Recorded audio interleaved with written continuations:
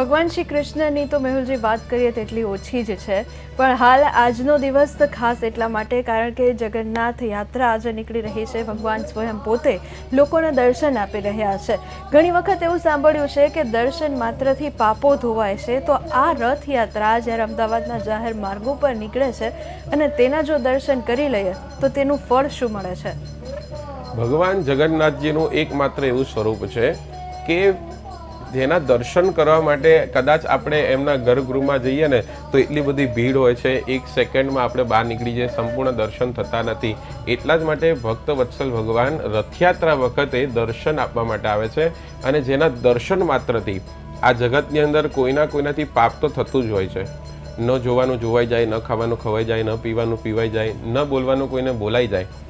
તો એ બધા જે પાપ ભેગા થાય છે એ માત્ર જગન્નાથજીના દર્શનથી, શાસ્ત્ર પ્રમાણ આપે છે કે દર્શનથી નિવારણ થઈ જાય છે. કારણ કે જ્યાં સુધી પાપનો ગળો ભરાયેલો હશે ત્યાં સુધી પુણ્ય એ કામ ફળ નહીં આપે. અને એટલા જ માટે દર વર્ષે જેટલા પાપ થયા હોય એ પાપોને ધોવા માટે જગન્નાથજીના દર્શન કરવા એ મહત્વના છે.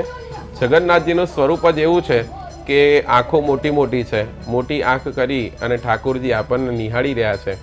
બે ભુજાઓ આમ ફેલાવેલી છે અને એવો ભાવ છે કે ભક્ત આવે અને હું એને ભેટી લઉં. એટલે ભગવાન ભક્તવત્સલ છે, જેના દર્શન કરવા માત્રથી આપણા દરેક મનોકામનાની પૂર્તિ થતી હોય છે. જી, હું પૂછવા માંગીશ કે આ રથયાત્રા આગળ જે છે તે શક્તિ પ્રદર્શન થતું હોય છે, અખાડાઓ ચાલતા હોય છે, શું આ બધી ભગવાન જગન્નાથની પ્રિય વસ્તુઓ છે? ભગવાન જગન્નાથજીની તો પ્રિય ના કહેવાય, પણ જગન્નાથજી જોડે જે બલભદ્રજી છે એમના હાથમાં હળ છે. તમે જોયું હશે. ક્યારે એવો વિચાર આવ્યો કે ભગવાન જગન્નાથજી સુદર્શન રાખે છે, શંખ રાખે છે, ચક્ર અને ગદા રાખે છે, પુષ્પ કમળનું રાખે છે, ત્યારે બલભદ્રજીના હાથમાં હળ છે. તો આ હળ કેમ છે? તો એક એ શાસ્ત્ર એવું પ્રમાણ આવે છે, પ્રતીક છે હળ એ ખેતર ખેડવાનું. તો બલભદ્રજીને વૈષ્ણવ તત્વજ્ઞાનની અંદર આદિ ગુરુ કહેવામાં આવ્યા છે કે જે આપણને ધર્મ શીખવાડે છે, આપણા મનને ખેડી અને ભગવાન ઠાકોરજીને બિરાજમાન કરવા માટેની પ્રેરણા આપે છે. તો બલભદ્રજી એમના સમયમાં મલયુદ્ધ શીખવાડતા હતા અને એ મલયુદ્ધના અખાડા ત્યાં ચાલતા હતા. બળનું સ્વરૂપ, ધર્મનું સ્વરૂપ કે જ્યારે આપણા ધર્મ પર કોઈ ઊની આંચ આવે, આપણા બહેન દીકરીઓ ઉપર, આપણા ધર્મ ઉપર, આપણી ગાય માતા ઉપર જ્યારે પણ કોઈ તીરછી નજર કરે છે અને ત્યારે એ સમયે બલભદ્રજી આગળ આવે છે અને ધર્મની રક્ષા કરે છે. અને એટલા જ માટે એ અખાડા ચલાવતા હતા, યુદ્ધ શીખવાડતા હતા. અને એનું જ પ્રદર્શન અત્યારે રથયાત્રામાં તમે જોઈ રહ્યા છો કે અનેક ભક્તો બલભદ્રજીને જે અખાડાનું પ્રદર્શન કરવા માટે, પોતાની શક્તિનું પ્રદર્શન કરવા માટે રથયાત્રામાં જોડાય છે. જી, મેહુલજી ખાસ એ પૂછવા માંગીશ કે ભગવાન જગન્નાથજી તો ભગવાન છે, તેમ છતાં રથયાત્રા પહેલા 15 દિવસ આ ભગવાન બીમાર પડે છે. તો બીમારી શું થાય છે અને ભગવાન કેમ બીમાર પડે છે?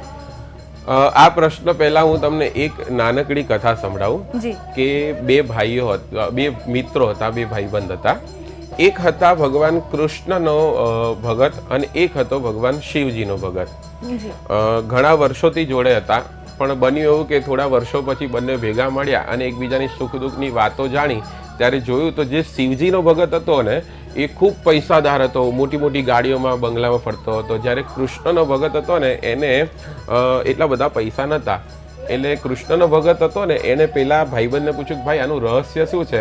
ત્યારે પેલા ભાઈએ કીધું જો તારા ભગવાન તને આટલું આપતા નથી તો તું શિવજીની પૂજા ચાલુ કરી દે, મને તો કેટલું બધું આપ્યું છે.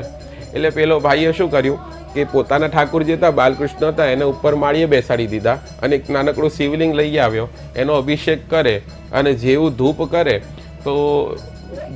કરે ને ભગવાનને પ્રાર્થના કરે તો જોયું એણે કે જે ધૂપનો જે ધુમાડો હતો ને એ ઉપર બેઠેલા, માળીએ બેઠેલા ઠાકોરજી તરફ જતો હતો. અને એ સમયે પેલા ભાઈએ ઠાકોરજીને ઉતારીને ખખડાવવાની શરૂઆત કરી કે આવું તો હોતું હશે, આટલા વર્ષો મેં તમારી સેવા કરી, તમે મને કશું આપ્યું નહીં અને હવે કેવું બધાનું કેવી ઈર્ષા થઈ? મેં જેવું ભગવાન શિવજીને ધૂપ કર્યો અને ધુમાડો પોતે લઈ રહ્યા છો.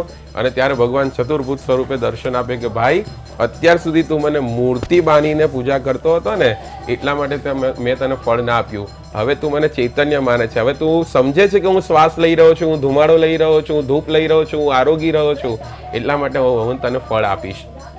તો જ્યારે ચૈતન્ય સ્વરૂપે માનો છો ને, ત્યારે આ તમે જે પ્રશ્ન પૂછ્યો કે ભગવાન બીમાર કેમ પડે છે, તો એ ચૈતન્ય સ્વરૂપ જે ભગવાન ઠાકોરજીનું છે એની એક લીલા છે.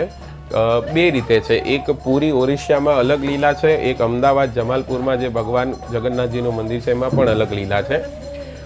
જ્યારે સ્નાન પૂર્ણિમા આવે છે ત્યારે ભગવાન ઠાકોરજીને 108 કળશથી સ્નાન કરવામાં આવે છે.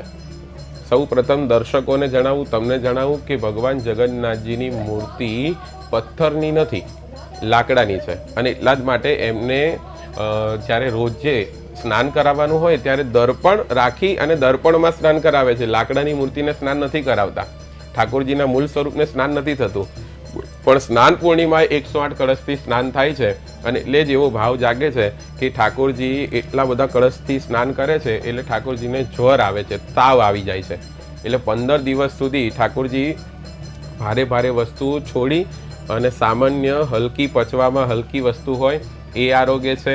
ઠાકોરજી કોઈને દર્શન આપતા નથી, એકલામાં રહે છે, વૈદો એમની ઔષધિ ધરાવે છે અને સેવા કરે છે. એક આ 15 દિવસનો ભાવ છે. જ્યારે અમદાવાદની અંદર એવું છે કે ઠાકોરજી મોટી મોટી આંખોથી બધાના દર્શન આપે છે અને લોકોના દુઃખ દૂર કરે છે, ત્યારે ભગવાન જગન્નાથજીની આંખો આવે છે અને આંખે પાટા બાંધવામાં આવે છે અને 15 દિવસ પછી નેત્રોત્સવ થાય અને નવયૌવન સ્વરૂપે ભગવાન ઠાકોરજી દર્શન આપે છે. તો આ એક એવી લીલા છે ભગવાન ઠાકોરજીની.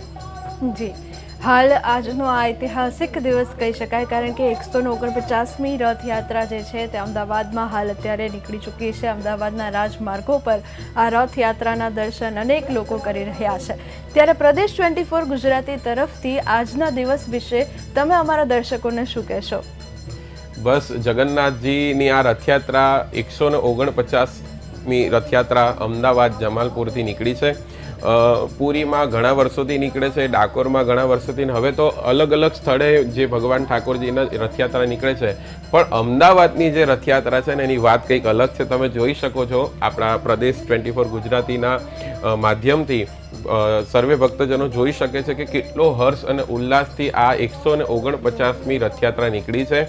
કેટલા સાધુ સંતો જોડાયા છે, કેટલાય ભક્ત મંડળી જોડાઈ છે, બેન્ડ બાજા જોડાયા છે, હાથી છે, ઘોડા છે, ખટારા છે, અખાડા છે અને ખૂબ ધામધૂમથી ભગવાન ઠાકોરજીની રથયાત્રા નીકળી છે. બસ, ભગવાન જગન્નાથજીના દર્શન કરવા માટે જજો અને ન જઈ શકો તો અમારા પ્રદેશ 24 ગુજરાતીના માધ્યમથી તમે દર્શન ઘરે બેસા કરજો. ભગવાન જગન્નાથજી, સુભદ્રાજી અને બલભદ્રજી આપને ભક્તિ, શક્તિ, પ્રેમ, કરુણા અને આનંદ આપે. બસ એવી જગન્નાથજીના ચરણમાં પ્રાર્થના કરું છું. જી મેહુલજી, એક ખાસ છેલ્લો પ્રશ્ન. તમે પણ ભજન સાંભળતા હશો તો તમારું પણ કોઈ પ્રિય ભજન હશે શ્રી કૃષ્ણ ભગવાનને લઈને કોઈ, તો એ ખાલી અમારા દર્શકોને કહો. ઠાકોરજીના તો ઘણા બધા એવા ભજન છે જે મને ગમે છે, પણ એક ખૂબ પ્રચલિત ભજન છે હિન્દીમાં, અચ્યુતમ કેશવમ કૃષ્ણ દામોદરમ રામ નારાયણમ જાનકી વલ્લભમ. એમાં આગળ આવે છે, कौन कहते हैं भगवान आते नहीं, तुम मीरा के जैसे बुलाते नहीं. कौन कहते हैं भगवान खाते नहीं, बेर सबरी के जैसे वाते. ટૂંકમાં કહીએ તો ભગવાન કલયુગમાં મળે ખરા, એનું આ ભજન છે. જી, ઘણાને પ્રશ્ન થાય કે મહારાજ તમે તો બોલી રહ્યા છો પણ આ કલયુગમાં ભગવાન મળે ખરા? તો હું કહીશ કે કલયુગમાં ભગવાન મળે ખરા, પણ ભાવ મીરા, નરસિંહ મહેતા, સકુબાઈ, જનાબાઈ અને જો સબરી જેવો હશે ને તો કોઈના કોઈ સ્વરૂપે આવશે ને આવશે જ. પતા નહીં કિસ બેસ મેં આકર નારાયણ મિલ જાયગા. અને એનું જ આ એક ઉદાહરણ કે દર વર્ષે ભગવાન રથમાં બેસીને આપણને દર્શન દેવા માટે આવે છે. જી બિલકુલ મેહુલજી, તમે આપ અમારા સ્ટુડિયો પર આવ્યા, તમામ માહિતી જે છે, તમામ જે કહાનીઓ છે તે અમારા દર્શકો સુધી પહોંચાડી, તેના બદલ આપનો ખૂબ ખૂબ આભાર. જય શ્રી કૃષ્ણ. જય શ્રી કૃષ્ણ. આજનો આ ખાસ દિવસ અત્યારે શરૂ થઈ ચૂક્યો છે.